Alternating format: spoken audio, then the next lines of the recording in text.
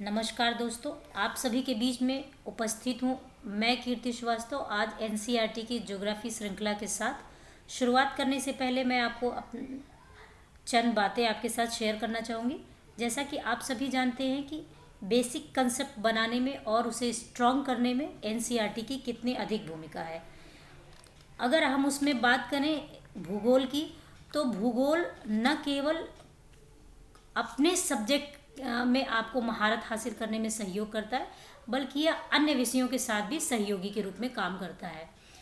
समय समय पे ये बात हमें स्पष्ट होती रहती है कि जो हम बिगनिंग क्लासेस में एनसीईआरटीज़ को स्टडी करते हैं, वो एनसीईआरटी आगे चलकर हमारी नींव को मजबूत बनाने में बहुत महत्वपूर्ण भूमिका निभाती है। तो समय अधिक व्यर्थ ना करते हुए हम चैप्टर की शुरुआत करते हैं। और हमारा पहला चैप्टर है सौरमंडल में पृथ्वी। इस दौरान मैं आपको ये बात क्लियर करना चाहूँगी कि हम चैप्टर के सिर्फ महत्वपूर्ण बातों पर ही डिस्कशन करेंगे और जो बातें आवश्यक नहीं है उन बातों को हम छोड़ते हुए चलेंगे। तो चैप्टर के पहले पेज पर अगर हम देखें तो जो सेकंड पैरा है, पहले तो मैं इसको ब्रीफ करना चाहूँगी कि इसमें आपको ये बताया गया है कि अगर रात में आप आकाश की तरफ देखते हैं तो आपको कुछ टिमटिमाते हुए से, धुंधले से, चमकीले से पिंड दिखाई देते हैं और इनकी टिमटिमाहट हमें अक्सर आकर्षित करती है और इन टिमटिमाते हुए पिंडों में हमें चंद्रमा भी दिखाई देता है। आगे इन्होंने चंद्रमा के विषय में बताया कि आप जो चंद्रमा है, चंद्रमा आपको लगभग महीने में एक बार आपको पूरा दिखाई देता है, जिसे आप पूर्णिमा कहते हैं। और ऐसे ही 15 दिन के बाद आप इसे नहीं देख सकते हैं और जिस दिन चंद्रमा को आप नहीं देख सकते हैं उस दिन को, उस रात को आप अमावस्या कहते हैं और अमावस्या की ही रात को हम नए चंद्रमा के नाम से जानते हैं। आप में से कई दोस्त, मैं जानती हूँ कि आज पहली बार ये जान रहे होंगे कि नया चंद्रमा अमावस्या की रात को कहा जाता है। कई बार कई परीक्षाओं में ये प्रश्न भी पूछा जाता है कि न्यू मून किसे कहते हैं। तो न्यू मून दोस्तों आज जान लीजिए कि न्यू मून अमावस्या को कहते हैं, क्योंकि उस दिन से चंद्रमा की नई कलाएं शुरू होती हैं। चंद्रमा कला कला बढ़ के पहले पूर्णिमा के रूप में आता है, फिर वो कला कला छोटा होकर अमावस्या के रूप में परिवर्तित हो जाता है। तो ये रही पूर्णिमा और अमावस्या की बात। आगे हम चलते हैं दोस्तों।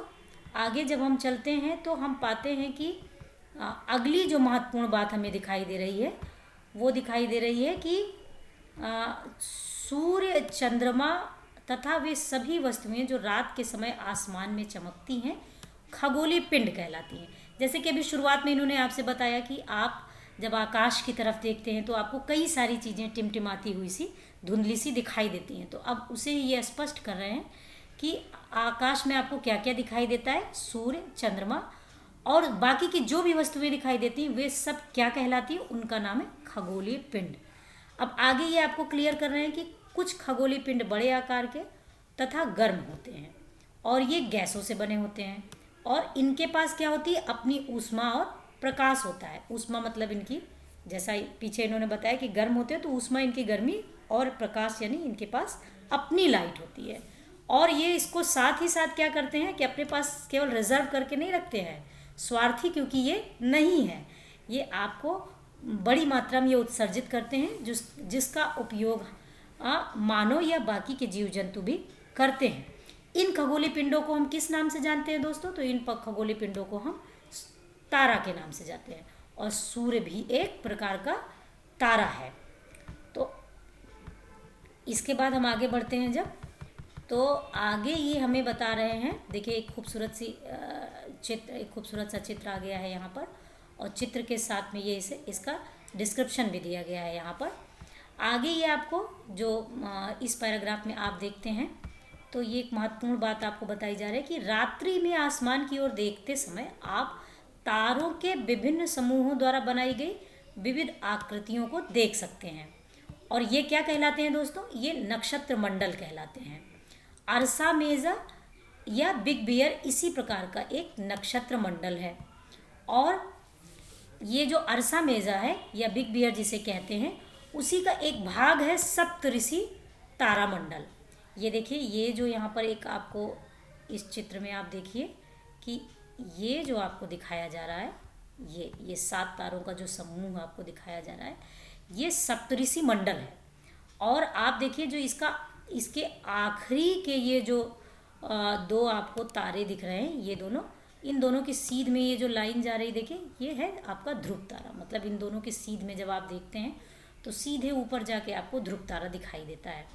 और अगर आप आकाश में थोड़ी सी भी कोशिश करते हैं, मतलब जिस दिन आकाश साफ हो और आप देखने का प्रयास करें, तो ये आपको मतलब अब तो इस समय इतना अधिक प्रदूषण हो गया है कि आसानी से नहीं दिखाई देता है। लेकिन जैसे कोरोना आपने देखा होगा कि जब कोरोना काल में काफ़ी सारी रोक टोक हो गई थी, तो प्रदूषण का स्तर बहुत कम हो गया था, तो आकाश आपको काफ़ी साफ दिखाई दे रहा था।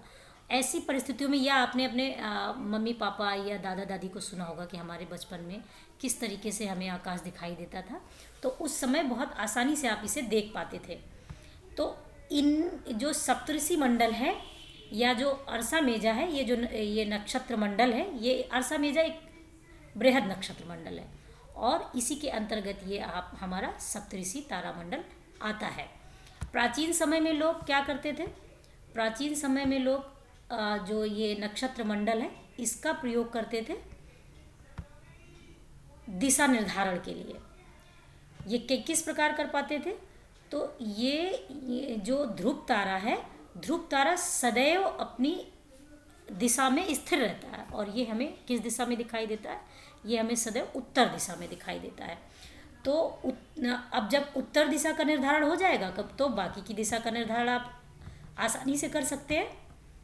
आप भी जानते हैं, ये प्रश्न भी कई परीक्षाओं में आईएएस सहित पूछा गया है कि अगर आपके पास कोई भी दिशा सूचक यंत्र नहीं है तो आप किस प्रकार से दिशा का निर्धारण कर सकते हैं, दिशा का ज्ञान प्राप्त कर सकते हैं। तो दोस्तों, अगर हमारे पास कोई भी यंत्र नहीं है तो हम आसानी से, अगर ऐसे स्थान पे हैं जहाँ से हमें आकाश साफ दिखाई दे रहा है, तो रात्रि के समय में हम ध्रुव तारा की दिशा का ज्ञान प्राप्त करके और बाकी की दिशा का निर्धारण कर सकते हैं। तो आगे चलते हैं दोस्तों। आगे हम देखते हैं कि कुछ खगोलीय पिंडों में अपना प्रकाश और ऊष्मा नहीं होती है और वे तारों के प्रकाश से प्रकाशित होते हैं। अब देखिए, ये किसके बारे में बात कर रहे हैं? ये ग्रहों के बारे में बात कर रहे हैं। अभी इन्होंने पीछे क्या बताया आपको कि कुछ ऐसे खगोलीय पिंड जिनमें अपनी ऊष्मा होती है, जिनमें अपना प्रकाश होता है, वो क्या कहलाते हैं दोस्तों? वो कहलाते हैं तारा।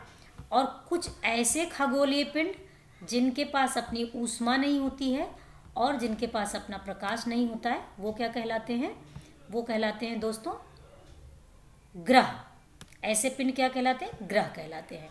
ग्रह को अंग्रेजी में प्लैनेट के नाम से जानते हैं, जो कि ग्रीक भाषा से लिया गया है।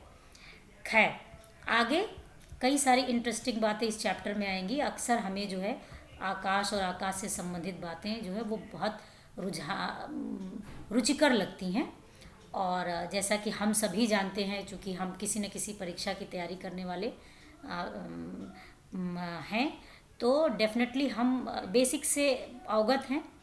तो इसलिए हम सभी जानते हैं कि पृथ्वी एक ग्रह है और पृथ्वी जिस पर हम रहते हैं वो एक ग्रह है। और इसको दोस्तों प्रकाश और ऊष्मा किससे प्राप्त होती है? तो इसको प्रकाश और ऊष्मा प्राप्त होती है सूर्य से। पृथ्वी एक ग्रह है।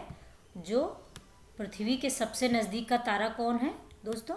तो पृथ्वी के सबसे नज़दीक का तारा है सूर्य, और यह सूर्य से ही प्रकाश और ऊष्मा प्राप्त करती है। पृथ्वी को अगर आप बहुत दूरी से, जैसे चंद्रमा से देखने पर, यह चंद्रमा की तरह ही चमकती हुई प्रतीत होती है। खैर, एक आपको और रुचिकर बात बताना चाहूँगी कि ये जो हम अक्सर जो हम चित्र देखते हैं ग्रहों का, तो ग्रहों के चित्र में हम ये पाते हैं कि देखिए, जैसे इसमें शुरुआत में भी दिखाया गया था, आपको दिखाती हूँ। ये देखिए, ये जो चित्र है, यहाँ देखिए, इस चित्र में भी आप देखेंगे कि ये जो शनि है आपका, है ना, जो शनि है आपका, ये देखिए, ये जो शनि है आपका, इसके चारों तरफ वलय दिखाया गया है ना, लेकिन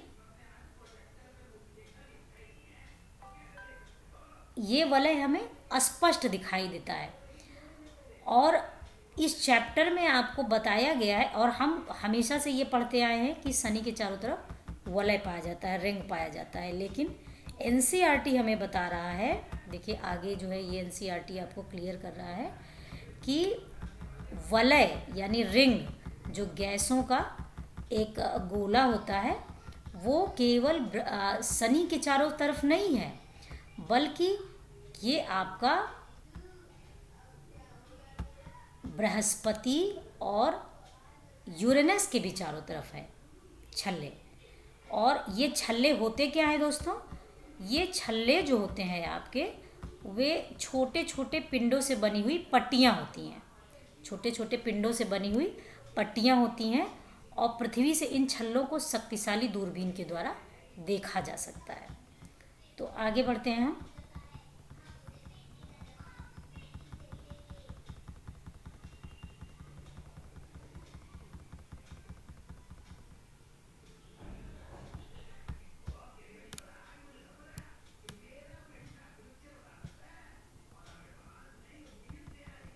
देखिए इसमें बहुत ही खूबसूरत सा एक चित्र दिखाया गया है, और इसमें हम पढ़ लेते हैं और इसे समझ लेते हैं। देखिए सबसे पहले ये हमारा सूर्य है, ये देखिए ये हमारे सूर्य है जो कि सेंटर में है। ये चूँकि इस पेज में इसको गोल नहीं बनाया जा सका है, तो इसलिए ये सबसे पहले सेंटर में हमारा सूर्य, सूर्य के सबसे नज़दीक हमारा बुध ग्रह है। तो बुध ग्रह के बारे में ये क्या बता रहे हैं कि सूर्य के चारों एक इसका जो परिक्रमण, मतलब ये जो सूर्य के चारों तरफ ये चक्कर लगाता है, उसमें इसको 88 दिन लगता है, और अपने अक्ष पर ये जो घूमता है तो इसको उसमें 59 दिन लगता है। मतलब अभी ये किसके परिप्रेक्ष्य में हम समझेंगे, ये हम अर्थ के परिप्रेक्ष्य में, मतलब अपनी पृथ्वी, प्यारी पृथ्वी के परिप्रेक्ष्य में समझेंगे कि सभी ग्रहों को कितना समय अपने अक्ष पर घूमने में लगता है, और साथ ही वो सूर्य का चक्कर कितने दिन में लगा पाते हैं। तो बुध जो है वो 88 दिन में अपने अक्ष पर एक चक्कर लगाता है, और 59 दिन में ये ये जो है सूर्य के चारों तरफ 88 दिन में चक्कर लगाता है, और अपनी धुरी पर 59 दिन में एक चक्कर पूरा करता है। मतलब इसका एक दिन 59 दिन का होता है। फिर सूर्य से जो दूसरे नंबर पर ग्रह है, वो कौन सा ग्रह है दोस्तों, दूसरा ग्रह है शुक्र ग्रह। ये देखिए आपका दूसरा ग्रह है ये आपका, ये देखिए ये है शुक्र ग्रह ना। तो शुक्र ग्रह जो है, इसके बारे में पढ़ लेते हैं कि इसका जो सूर्य के चारों तरफ परिक्रमण अवधि है वो कितनी है दोस्तों, तो वो है 255 दिन। 255 दिन में ये सूर्य का एक चक्कर लगाता है, और साथ में ये अपने एक्सिस पर कितने समय में, मतलब इसका एक दिन कितना एक दिन कितने समय का होता है, तो इसका जो एक दिन होता है, एक मिनट प्रतीक्षा करिएगा, इसका जो एक दिन होता है सूर्य का, वो 243 दिन का होता है। मतलब सूर्य का जो एक दिन होता है वो 243 दिन का होता है। अब सूर्य से जो तीसरे नंबर पर ग्रह है वो हमारी प्यारी पृथ्वी का है नंबर।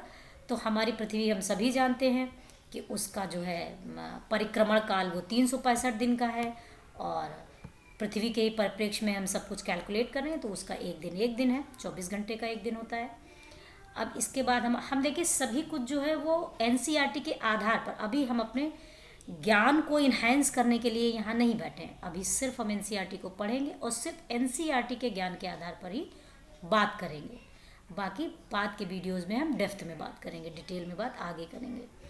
तो इसके बाद हम आते हैं चौथे नंबर पर है हमारा मंगल ग्रह, और मंगल ग्रह जो है वो 687 दिन में सूर्य का एक चक्कर लगाता है, और अपने अक्ष पर इसका घूर्णन का समय पृथ्वी के बराबर यानी लगभग 24 घंटे है। और पृथ्वी के पास जो चंद्रमा की संख्या है वो 1 है, और मंगल के पास जो चंद्रमा की संख्या है वो 2 है, फोबोस और डिमोस। आगे चलते हैं दोस्तों, तो हम देखते हैं कि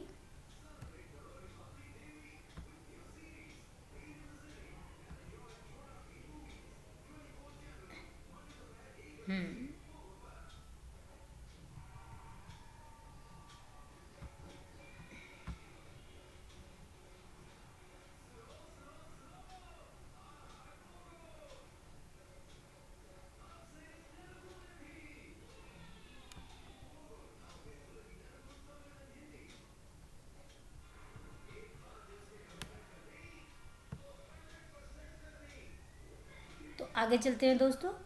तो 5वें नंबर पे, अच्छा यहाँ पर एक ज़रूरी बात और भी है कि इन्होंने यहाँ पर बताया भी है कि ये जो चारों ग्रह कौन से, बुध, शुक्र, पृथ्वी और मंगल, ये चारों ग्रह सूर्य से बहुत नज़दीक हैं और ये चट्टानों से बने और इन्हें आंतरिक ग्रह के नाम से भी हम जानते हैं। आंतरिक क्यों? आंतरिक इसलिए कहते हैं क्योंकि एक बीच में पट्टी भी है, और दूसरी बात कि जहाँ पर जिनकी दूरी सूर्य से रिस्पेक्टिवली कम है तो वो आंतरिक ग्रह की श्रेणी में आते हैं। और इसके बाद जो है, जो 4 ग्रह हैं, बृहस्पति, शनि, यूरेनस और नेपच्यून, इन चारों ग्रहों को क्या कहते हैं? बाह्य ग्रह के नाम से जानते हैं। और अब हम इनके बारे में जान लेते हैं। तो सबसे पहले हम समझते हैं बृहस्पति को, जिसको कि पृथ्वी के बड़े भाई के रूप में भी जाना जाता है। और क्यों जाना जाता है इस बारे में हम बाद में बात करेंगे। तो बृहस्पति जो ग्रह है वो उसका सूर्य के चारों ओर एक परिक्रमण में 11 सालों से लगता है। 11 साल 11 महीने लगभग 12 साल, 11 साल 11 महीने लगभग 12 साल लगता है उसे। और अपने अक्ष पर वो मात्र 9 घंटे 56 मिनट में अपना एक चक्कर पूरा कर लेता है। अच्छा, इसके चंद्रमा की जो संख्या दी गई है वो संख्या आज के परिप्रेक्ष्य में उचित नहीं, क्योंकि एनसीईआरटी काफ़ी पहले लिखी गई है, अब काफ़ी अपडेटेड हो गया है। और इसके विषय में भी किसी दिन हम लोग डिस्कस करेंगे वीडियो बनाकर कि वर्तमान में ग्रहों के पास चंद्रमा की स्थिति क्या है, इन पर भी हम बात करेंगे। तो आज के लिए फ़िलहाल हम एनसीईआरटी पर ही सिर्फ बात करेंगे, जो भी डाटा इसमें दिया हुआ है चैप्टर में हम सिर्फ उस पर डिस्कस करेंगे। अगला नंबर है शनि ग्रह का। तो शनि ग्रह दोस्तों, इसका जो परिक्रमण काल है सूर्य के चारों तरफ वो 29 साल 5 महीने हैं, और ये अपने एक्सिस पर 10 घंटे 40 मिनट में चक्कर लगा लेता है। और इसके पास भी चंद्रमा की जो संख्या यहाँ दी गई है वो इस समय के परिप्रेक्ष्य में मानना उचित नहीं होगा। हम आते हैं अब यूरेनस और नेपच्यून के ऊपर। तो दोस्तों, यूरेनस और नेपच्यून सूर्य के चारों ओर इनका जो एक परिक्रमण काल है वो 84 दिन है, और यूरेनस का, और ये अपने एक्सिस पर 17 घंटे और 14 मिनट में एक चक्कर लगा लेता है। और चंद्रमा की संख्या बात करना उचित नहीं होगा क्योंकि अपडेटेड है, कई सारे नए चंद्रमाओं की खोज की गई है, इसलिए हम चंद्रमा का डाटा अभी नहीं लेते हैं। फिलहाल आगे चलते नेपच्यून पर। नेपच्यून सूर्य के चारों ओर एक चक्कर लगाता है 164 दिन में 164 साल में, और अपने एक्सिस पर जो ये चक्कर लगाता है वो 16 घंटे 7 मिनट में। तो ये रही इनके जो है बेसिक के बारे में बात। अब रही बात कि कौन सी चीज़ें इम्पॉर्टेंट होंगी, कौन सी नहीं होंगी, तो जहाँ तक मेरा मानना है वो ये कि आपसे डाटा नहीं पूछेगा कि कितने दिन और कितने घंटे में चक्कर लगाता है, परिक्रमण करता है, लेकिन हाँ एक क्रम लगाने को ज़रूर बोला जा सकता है। और साथ ही आंतरिक ग्रह क्या होते हैं, बाह्य ग्रह का क्या होते हैं। अच्छा, इस चित्र में एक ज़रूरी बात छूट गई है, एक बीच में आपको पट्टी दिखाई दे रही है बाह्य ग्रह और आंतरिक ग्रह के बीच में, ये एक आपको पट्टी ग्रह दिखाई दे रही है। इस पट्टी को हम किस नाम से जानते हैं दोस्तों? इस पट्टी को हम जानते हैं क्षुद्र ग्रह के नाम से। ये देखिएगा, ये एक पट्टी सी आपको दिखाई दे रही है, ये जो आपकी पट्टी है ये है ना, ये एक पट्टी है, और ये पट्टी किस नाम से जानी जाती है? क्षुद्र ग्रह के नाम से। इनमें छोटे छोटे छोटे छोटे ग्रह हैं, बहुत छोटे, जो जिनको ग्रहों का नाम नहीं दिया जा सकता है, और इनकी संख्या भी काफ़ी ज़्यादा है। और ये जो है बाह्य ग्रह और आंतरिक ग्रह के बीच में आप कह सकते हैं कि डिवीज़न का काम करते हैं। तो अब हम आगे बढ़ते हैं, और आगे हम आते हैं नेक्स्ट पेज पर। नेक्स्ट पेज पर इन्होंने आपसे सौरमंडल की बात की है, और सौरमंडल में जैसा कि हम पीछे एक ब्रीफिंग ले चुके हैं कि सूर्य, 8 ग्रह, उपग्रह, सूर्य, 8 ग्रह, उपग्रह तथा कुछ अन्य खगोलीय पिंड जैसे क्षुद्र ग्रह एवं उल्का पिंड मिलकर सौरमंडल का निर्माण करते हैं। और इसे हम किस नाम से जानते हैं दोस्तों? सौर परिवार के नाम से हम इन्हें जानते हैं, जिसका मुखिया सूर्य है।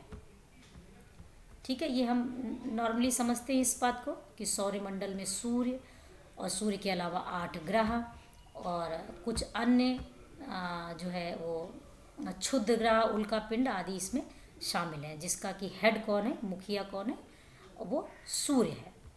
और इस सौरमंडल के विषय में इसमें एक इन्होंने जानकारी दी है कि सौरमंडल की जो है वो उत्पत्ति कैसे हुई है। तो इन्होंने कहा कि सौरमंडल जो है ग्रीक पौराणिक कथाओं में क्या कहा गया है कि क्या आप जानते हैं कि रोमन कहानियों में सोल सूर्य देवता को कहा जाता है।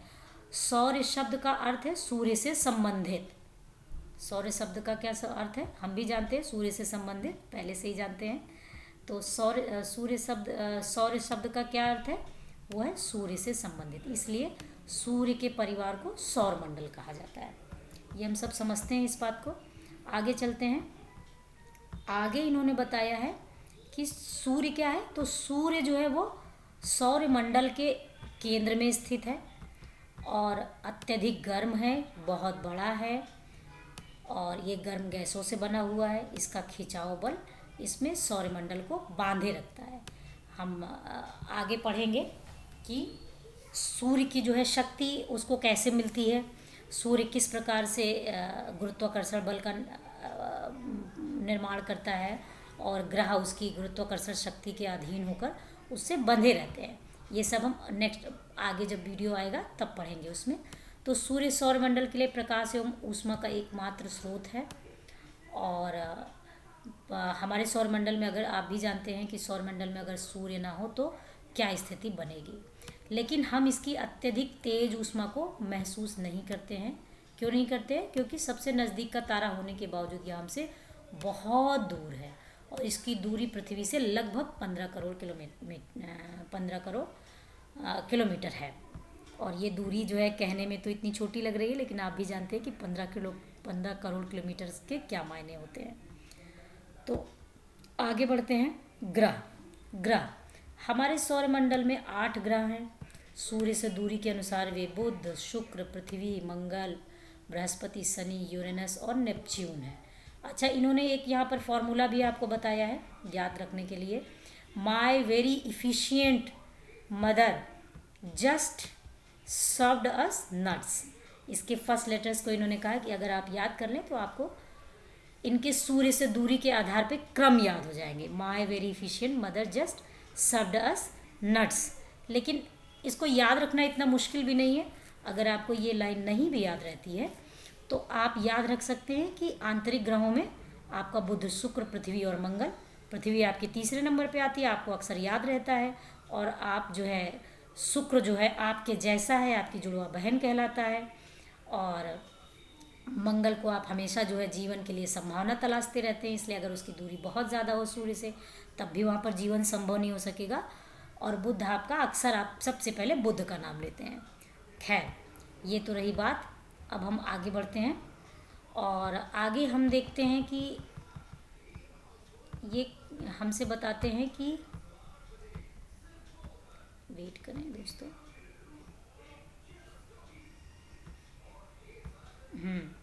अब ये आगे बता रहे हैं कि सौरमंडल के सभी 8 ग्रह एक निश्चित पथ पर सूर्य का चक्कर लगाते हैं। ये रास्ते दीर्घवृत्ताकार में फैले हुए हैं, ये कक्षा कहलाते हैं। अब देखिए, बेसिक चीज़ है, कक्षा मतलब क्लास, हम सभी जानते हैं। तो ये इन सभी की कक्षा है, उसी कक्षा में ये सब अपना चक्कर लगाते, एक दूसरे की कक्षा का उल्लंघन नहीं करते हैं, नहीं तो बहुत ज़ोरदार टक्कर हो जाए और हमारा जीवन संभव ना हो सके, है ना। रोज़ ये लड़ाई नहीं करते हैं, रोज़ क्या, ये कभी भी लड़ाई नहीं करते हैं, है ना दोस्तों। तो बुध सूर्य के सबसे नज़दीक है और अपनी कक्षा में सूर्य के चारों ओर एक चक्कर लगाने में इसे केवल 88 दिन लगते हैं। शुक्र को पृथ्वी का जुड़वा ग्रह माना जाता है क्योंकि इसका आकार और आकृति लगभग पृथ्वी के समान है। देखिए, यहाँ पर बात क्लियर हुई कि शुक्र को पृथ्वी का जुड़वा ग्रह इसलिए माना जाता है क्योंकि उसका आकार और आकृति लगभग पृथ्वी के समान है। अच्छा, अब आगे एक ज़रूरी बात इन्होंने बताई कि प्लूटो को भी अभी तक ग्रह माना जाता था, जैसा कि हम सभी ने बचपन में पढ़ा था कि हमारे सौरमंडल में 9 ग्रह हैं। लेकिन अब अंतर्राष्ट्रीय खगोलीय संगठन ने अपनी बैठक जो कि अगस्त 2006 में हुई थी, उसमें निर्णय लिया कि कुछ समय पहले खोजे गए अन्य खगोलीय पिंड, जिसका नाम है 2003 UB313 सिरस, और प्लूटो को बौना ग्रह कह दिया गया, कहा जा सकता है। अच्छा, ऐसा क्यों हुआ है? क्योंकि ग्रहों की कैटेगरी में आने के लिए उनकी तीन मुख्य रूप से क्वालिटीज़ होती हैं, जिनमें से कि दो क्वालिटीज़ को तो प्लूटो पूरा करता है, लेकिन एक क्वालिटी को ये पूरा नहीं करता है। हम इसके विषय में जब डिटेल में बात करेंगे तो आगे हम लोग समझेंगे कि ऐसा क्यों है, कौन सी क्वालिटी को ये पूरा नहीं करता है। अभी चूँकि अगर हम ये चैप्टर समाप्त करना चाहते हैं तो क्लास बहुत लंबी खिंच जाएगी, इसलिए हम आवश्यक बातों पर ही चर्चा करेंगे। तो अच्छा, यहाँ पर एक देखिए बहुत ही इम्पोर्टेंट बात है कि आर्यभट्ट प्राचीन भारत के प्रसिद्ध खगोल शास्त्री थे। आर्यभट्ट एक बहुत ही महत्वपूर्ण खगोल शास्त्री भारत में हुए हैं, जिन्होंने कि बहुत पहले ही बता दिया था कि सभी ग्रह तथा चंद्रमा परावर्तित सूर्य प्रकाश के कारण ही चमकते हैं। मतलब कि जैसे सामान्य रूप से हमें लगता है कि चंद्रमा मतलब अगर कोई साइंस ना पढ़ा हो और ज्योग्राफी का उसे ज्ञान ना हो तो वो सामान्य रूप से ये बताएगा कि चंद्रमा अपने प्रकाश से चमकता होगा, लेकिन आज हम सभी जानते हैं कि चंद्रमा अपने प्रकाश से नहीं प्रकाशित रहता है, बल्कि वो सूर्य के प्रकाश को जो परावर्तित करता है उसी की वजह से वो हमें दिखाई देता है। खैर, तो आज भी विश्व के सभी भागों से बहुत सारे लोग जो है नई नई बातें खोज रहे हैं, और ऐसी बहुत सारी बातें हमारे सामने आती रहेंगी। अगले पेज पर हम बढ़ते हैं, और इसमें जो है हमें हमारी पृथ्वी के बारे में बताया गया है। तो सबसे पहले हम जान लेते हैं कि सूर्य से पृथ्वी की दूरी क्या है। तो ये बता रहे हैं कि सूर्य से पृथ्वी की दूरी जो है के हिसाब से अगर देखें तो पृथ्वी का तीसरा नंबर है। आकार में यह 5वां सबसे बड़ा ग्रह है। यह ध्रुवों के पास थोड़ी सी चपटी है, यही कारण है कि इसके आकार को भू-आभ कहा जाता है। दोस्तों, यहाँ पर एक ज़रूरी बात ये बताना चाहूँगी आपको कि पृथ्वी के जैसा पूरे यूनिवर्स में कोई भी आकार नहीं है, इसलिए इसके आकार को इसी का नाम दे दिया गया है, जिसको जियोइड कहते हैं या भू आकार की कहते हैं। मतलब इसके आकार को ही इसका नाम दे दिया गया है, जिसे भू-आभ या पृथ्वी के समान आकार कहा जाता है। जीवन के लिए अनुकूल परिस्थितियां संभवतः केवल पृथ्वी पर ही पाई जाती हैं। पृथ्वी ना तो अधिक गर्म है और ना ही अधिक ठंडी है। मतलब जीने के लिए ना अधिक गर्मी चाहिए ना अधिक ठंडा चाहिए। अगर दोनों ही परिस्थितियों में हम जीवित नहीं रह सकते। इसके अतिरिक्त यहाँ पे पानी पाया जाता है, यहाँ पे वायु उपस्थित है जो हमारे जीवन के लिए ज़रूरी है। वायु में जीवन जीने के लिए आवश्यक गैसें हैं जिनमें ऑक्सीजन मौजूद है। इसी कारण से पृथ्वी सौरमंडल का सबसे अद्भुत ग्रह कहा जाता है। आप अक्सर सुनते होंगे कि अद्भुत ग्रह किसे कहते हैं। तो अद्भुत ग्रह दोस्तों देखिए, एनसीईआरटी क्लास 6 आपको बता रही है कि अद्भुत ग्रह पृथ्वी को कहते हैं। अच्छा, अंतरिक्ष से देखने पर पृथ्वी नीले रंग की दिखाई पड़ती है क्योंकि इसका जो 2/3 हिस्सा है वो पानी से ढका हुआ है, और पानी आपका चूँकि ट्रांसपेरेंट होता है, और आकाश में जो सर्वाधिक जो है जो विबग्योर है आपका, उसमें से चूँकि सबसे ज़्यादा जो कलर स्कैटर्ड होता है वो स्काई होता है। इसी के कारण से वो जो जब उससे पानी से टकरा के कलर जो है वितरित होता है आपका जो है आकाश में, या कह लीजिए कि बाहर जब वो दूर से वो दिखाई देता है तो सर्वाधिक रंग उसका स्काई दिखाई देता है। तो आगे बढ़ते हैं दोस्तों हम। अच्छा, यहाँ पर एक देखिए एक ज़रूरी बात बताई गई है काम के लायक, कि प्रकाश की गति लगभग 3 लाख किलोमीटर प्रति सेकंड है, और इस गति से के बावजूद सूर्य के प्रकाश को पृथ्वी तक पहुँचने में लगभग 8 मिनट लगता है। एग्जैक्टली जो मुझे जानकारी है वो 8 मिनट 4 सेकंड लगता है। तो मतलब 3 लाख किलोमीटर प्रति सेकंड की गति से अगर कोई चीज़ आपके पास आ रही है तो उसको भी 8 मिनट लगता होगा, तो सोचिए उसकी दूरी क्या होगी। तो आगे हम बढ़ते हैं। तो दोस्तों यहाँ पर देखिए एक और महत्वपूर्ण रोचक जानकारी आपको बताई गई कि नील आर्मस्ट्रांग वह पहले व्यक्ति थे जो 21 जुलाई 1969 को सबसे पहले चंद्रमा की सतह पर गए थे। और इन्होंने एक प्रश्न भी आपके सामने रखा है कि पता करिए कि कौन सा भारतीय सबसे पहले चंद्रमा पर गया। तो आगे बढ़ते हैं दोस्तों। चंद्रमा अब दूसरे नंबर पे पहले इन्होंने जो खगोलीय पिंड की बात की, तारे की बात की, फिर पृथ्वी की बात की, अब ये आपसे चंद्रमा की बात कर रहे हैं। तो चंद्रमा चंद्रमा हमारी पृथ्वी के पास केवल एक उपग्रह है। हम सभी जानते हैं कि अभी तक हमारा जो ढूंढा गया, वैसे तो नई नई बातें रोज आती हैं, लेकिन जो है अभी तक जो ऑथेंटिक हमारे पास जो है इन्फॉर्मेशन है उसके हिसाब से चंद्रमा पृथ्वी के पास केवल एक उपग्रह है और इसका व्यास पृथ्वी के व्यास का केवल 1/4 है। और यह इतना बड़ा इसलिए प्रतीत होता है क्योंकि यह हमारे ग्रह से अन्य खगोलीय पिंडों की अपेक्षा नज़दीक है ना। ये अन्य खगोलीय पिंडों की अपेक्षा हमारे नज़दीक है, इसी कारण से ये हमें बड़ा दिखाई देता है। कोई भी चीज़ जब पास होती है तो हमें बड़ी दिखाई देती है। यह हमसे लगभग 3,84,400 किलोमीटर दूर है। अब आप पृथ्वी से सूर्य और चंद्रमा की दूरियों की तुलना कर सकते हैं। इन्होंने आपके सामने एक चैलेंज रखा है। अच्छा, आगे ये बात करते हैं आपसे कि उपग्रह एक खगोलीय पिंड है जो ग्रहों के चारों ओर उसी प्रकार चक्कर लगाता है। उपग्रह एक खगोलीय पिंड है जो ग्रहों के चारों ओर इसी प्रकार चक्कर लगाता है जिस प्रकार सूर्य के चारों ओर ग्रह चक्कर लगाते हैं। बिल्कुल सही बात है। मानव निर्मित उपग्रह एक कृत्रिम पिंड है और यह वैज्ञानिकों के द्वारा बनाया गया होता है जिसका उपयोग ब्रह्मांड के बारे में जानकारी प्राप्त करने और पृथ्वी पर संचार माध्यम के लिए किया जाता है। इसे रॉकेट के द्वारा अंतरिक्ष में भेजा जाता है एवं पृथ्वी की कक्षा में स्थापित कर दिया जाता है। इन्होंने यहाँ पर 2 महत्वपूर्ण बातें आपको बताई कि जैसे उपग्रह जो एक नेचुरल उपग्रह होता है वो तो चंद्रमा और जैसे फोबोस डिमोस हैं, और भी बहुत सारे उपग्रह हैं जो अन्य जो है ग्रहों के चक्कर लगाते हैं। उसी क्रम में जो है एक मानव निर्मित कुछ उपग्रह जो होते हैं वो मानव निर्मित उपग्रह होते हैं जिन्हें हम कृत्रिम पिंड कहते हैं और ये वैज्ञानिकों द्वारा बनाए जाते हैं और इनको हम रॉकेट के द्वारा ब्रह्मांड में या कह लीजिए कक्षा में जिस भी ग्रह के विषय में जानकारी हमें प्राप्त करनी होती है उसकी कक्षा में स्थापित कर देते हैं। तो ये उसके नेचुरल उपग्रह की तरह उसके चारों तरफ चक्कर लगाता रहता है। तो आगे बढ़ते हैं दोस्तों अगले पेज पर, और अगले पेज पर है ये आपकी, देखिए यहाँ पर एक आपको रॉकेट का प्रक्षेपण, फिर रॉकेट का पृथ्वी पर गिरना, उपग्रह का कक्षा में प्रवेश, ये आपको चित्र के माध्यम से प्रदर्शित किया गया है। आगे बढ़ते हैं दोस्तों। तो आगे है आपका, अच्छा अब ये चंद्रमा के विषय में और जानकारी दे रहे हैं आपको कि चंद्रमा पृथ्वी का एक चक्कर लगभग 27 दिन में लगा लेता है, ठीक है, और लगभग इतने ही समय में वो अपने अक्ष पर भी चक्कर पूरा करता है। इसके परिणाम स्वरूप पृथ्वी से हमें चंद्रमा का केवल एक ही भाग दिखाई देता है। अच्छा, अब ये जैसे चूँकि इसका अपने एक्सिस पे जो चक्कर लगाने का समय है और जो इसका समय पृथ्वी के चारों तरफ चक्कर लगाने का है दोनों समान है, इसलिए जिस बिंदु पर भी हम खड़े होकर देखते हैं तो ये सदैव वही बिंदु हमें इसका दिखाई देता है। इसके कारण से चंद्रमा का हमें केवल एक ही भाग दिखाई देता है, बाकी का हिस्सा हम नहीं देख पाते हैं। तो पृथ्वी के सामने इसका जो हिस्सा है वही हिस्सा हमें हमेशा दिखाई देता है। अभी जो हमने चंद्रयान 2 भेजा था वो इसके दूसरी सतह का पता लगाने के लिए भेजा था।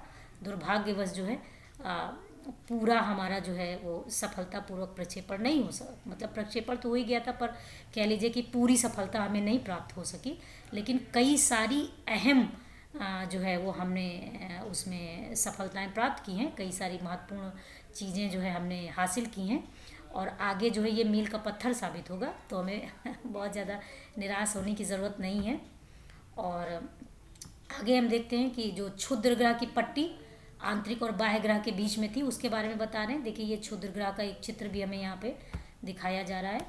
ये देखिए ये एक क्षुद्र ग्रह का चित्र दिखाया जा रहा है। तारों और उपग्रहों के अतिरिक्त असंख्य छोटे पिंड भी सूर्य के चारों ओर चक्कर लगाते हैं और इन पिंडों को हम क्या कहते हैं, क्षुद्र ग्रह कहते हैं। ये मंगल और बृहस्पति की कक्षाओं के बीच में पाए जाते हैं, है ना। और वैज्ञानिकों के अनुसार क्षुद्र ग्रह के ही भाग होते हैं जो बहुत पहले विस्फोट के बाद ग्रहों से टूटकर अलग हो गए थे। बिल्कुल सही बात है, कुछ ऐसा ही हुआ होगा, हमें भी यही समझ में आता है। अच्छा आप देखिए आगे ये एक आपको अहम जानकारी दे रहे हैं उल्का पिंड के विषय में। उल्का पिंड क्या होते हैं, उल्का पिंड जो है सूर्य के चारों ओर चक्कर लगाने वाले पत्थरों के छोटे छोटे टुकड़ों को कहते हैं और ये कभी कभी ये उल्का पिंड पृथ्वी के इतने नज़दीक आ जाते हैं कि इनकी प्रवृत्ति पृथ्वी पर गिरने की होती है। इस प्रक्रिया के दौरान क्या होता है दोस्तों, इस प्रक्रिया के दौरान जो है वो इस प्रक्रिया के दौरान वायु के साथ घर्षण होने के कारण ये गर्म होकर जल जाते हैं। फलस्वरूप चमकदार प्रकाश उत्पन्न होता है। कभी कभी कोई उल्का पूरी तरह से जले बिना पृथ्वी पर गिरती है, जिससे धरातल पर गड्ढे बन जाते हैं। अच्छा, हम विश मांगते हैं ना, कभी कहते हैं तारा टूटता है, और कभी हम कहते हैं कि जो है उल्का पिंड गिर रहा है ना। तो वो उसके विषय में ही ये जानकारी दे रहे हैं कि उल्का पिंड जो होते हैं वो छोटे छोटे टुकड़े होते हैं एक्चुअली पत्थर के, जो पृथ्वी पर जो है जब ये एक्चुअली जब इनका साइज़ बड़ा होता है तो ये जो है हमारे मतलब ये तब ये पूरी तरीके से जल नहीं पाते हैं, और तब इनका कुछ हिस्सा हमारी पृथ्वी पर कभी कभी गिर जाता है, जो कि काफ़ी भीषण नुकसान दे जाता है, और पृथ्वी पर कभी कभी ये गड्ढे बना देते हैं, है ना। तो आगे बढ़ते हैं दोस्तों। अच्छा, अब ये आगे आकाशगंगा के विषय में बात करना है। ये कह रहे हैं कि क्या आपने तारों वाले खुले आकाश में एक ओर से दूसरी ओर तक फैली सफ़ेद पट्टी की तरह एक चमकदार रास्ते को देखा है? यह लाखों तारों का समूह है। एक सफ़ेद सी पट्टी कभी कभी जो है आकाश में आप देखेंगे, जब आकाश साफ रहेगा तो ऐसे दिखाई देता है। ये देखिए यहाँ पर ये दिखा रहे हैं, है ना। तो कह रहे हैं कि ये इसको कहते हैं क्या, आकाशगंगा। और हमारी आकाशगंगा का नाम क्या है, मिल्की वे, है ना। तो हम आगे बात करते हैं। और आकाशगंगा हमारा सौरमंडल क्या है, वो इसी आकाशगंगा का मतलब मिल्की वे का एक हिस्सा है। और इसकी कल्पना आकाश में प्रकाश की एक बहती नदी से की गई है, इसी कारण से इसका नाम आकाशगंगा पड़ा है ना। मज़ेदार कि आकाशगंगा नाम इसका क्यों पड़ा, कि जैसे देखिए बिल्कुल लग रहा है ना कि एक नदी सी बह रही है यहाँ पर, ये देखिए लग रहा है कि एक नदी सी बह रही है, इसलिए इसका नाम आकाशगंगा पड़ गया। आकाशगंगा करोड़ों तारों, बादलों और गैसों की एक प्रणाली, एक सिस्टम है पूरा उसमें, जिसमें करोड़ों तारे और बादल और गैस ऐसे बहुत सारी जो ऑब्जेक्ट्स हैं उसमें पाए जाते हैं। तो आगे हम बढ़ते हैं दोस्तों। इस प्रकार की लाखों आकाशगंगाओं से मिलकर क्या बनता है, ब्रह्मांड बनता है। देखिए कैसे कैसे हुआ कि पहले खगोलीय पिंड में आपके क्या थे, पहले सबसे पहले ग्रह आए, फिर उपग्रह आए, तारे आए, फिर तारों से जो है वो आकाशगंगा बनी, और बहुत सारी आकाशगंगाओं से मिलकर क्या बनी, क्या बना, वो हमारा ब्रह्मांड बना। तो ब्रह्मांड की विशालता की कल्पना करना अत्यधिक कठिन है। वैज्ञानिक अभी भी इसके बारे में अधिक से अधिक जानकारी एकत्र करने में जुटे हुए हैं। इसके आकार के संबंध में हमें कोई जानकारी नहीं है, लेकिन फिर भी हम जानते हैं कि हम सभी इसी ब्रह्मांड का हिस्सा हैं। क्या आप ब्रह्मांड के साथ अपना संबंध बता सकते हैं? देखिए इन्होंने बहुत ही अच्छे से बताया है यहाँ पर। क्या आप ब्रह्मांड के साथ अपना संबंध बता सकते हैं? आप पृथ्वी पर हैं तथा पृथ्वी सौरमंडल का एक भाग है। देखिए इन्होंने किस प्रकार इसे एक्सप्लेन किया है कि सबसे पहले यहाँ पर हम हैं, फिर ये हमारी देखिए सबसे पहले यहाँ पर हम हैं, फिर ये हमारी पृथ्वी है, फिर पृथ्वी आगे क्या हुई, पृथ्वी आगे जाकर सौरमंडल का हिस्सा बनी। सौरमंडल किसका हिस्सा बना, आकाशगंगा का। आकाशगंगा किसका हिस्सा बना, वो बना ब्रह्मांड का। इस तरीके से हम सबसे छोटी यूनिट है और ब्रह्मांड सबसे बड़ी यूनिट है। इस प्रकार ये अभ्यास दोस्तों समाप्त हुआ। अगर आपके रुझान मुझे प्राप्त होंगे, यदि आपका प्रोत्साहन मुझे प्राप्त होगा, तो मैं ज़रूर इस श्रृंखला को कंटिन्यू करूँगी और आपकी NCERT न केवल क्लास 6 बल्कि 7, 8, 9, 10, 11, 12 ज्योग्राफी कंप्लीट करूँगी। प्रतिदिन मेरा टारगेट होगा कि एक चैप्टर समाप्त करूँ।